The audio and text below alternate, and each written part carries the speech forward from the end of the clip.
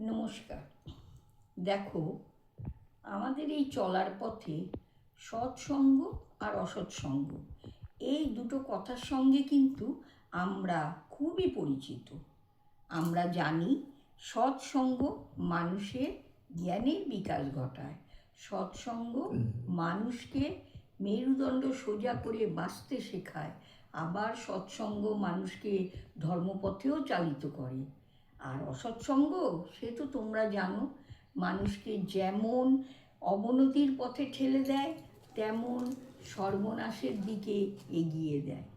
তাই প্রত্যেকের কাছে আমার অনুরোধ, আমার নিজের কাছেও আমার একটাই চাওয়া যে অসৎসঙ্গ ত্যাগ করো, সৎসঙ্গে বসবাস করো, সৎসঙ্গে মিলেমিশে থাকো। নমস্কার। আমার কথা যদি ভালো লাগে তাহলে কমেন্টস করো, লাইক করো।